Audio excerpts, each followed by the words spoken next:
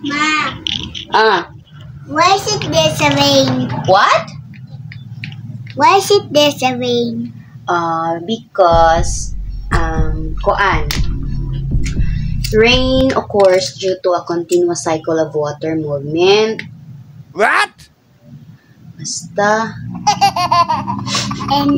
And what happened? It grows the flower?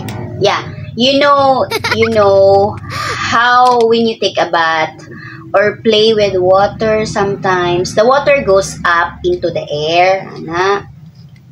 And That's like what happened outside, right?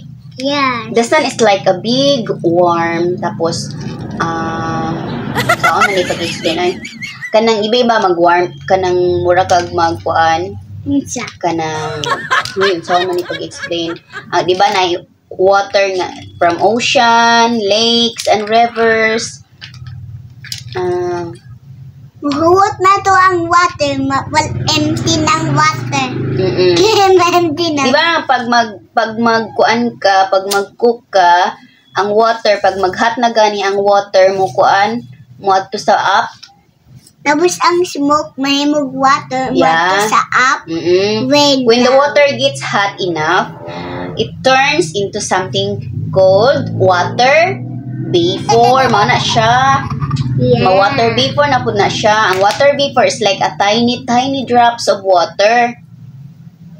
Na imong makita na siya sa dili na nimo siya makita sa air ana. You can see it in the air. Because tiny ka. Yeah, it's tiny. And this tiny drops of water vapor mag up into the sky. And then they get up high.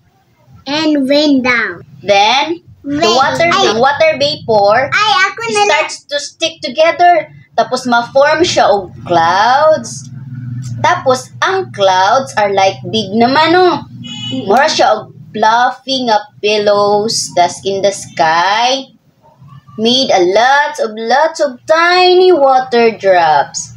But sometimes the clouds get too full of these water drops. Tapos ang drops get heavy, then stay lang dili siya makastay dito sa clouds anymore. So they start to fall down from the clouds. And then that's the rain.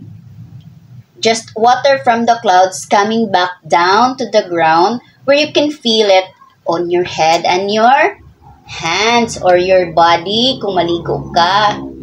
Nasabtan nimo why is it there's a rain?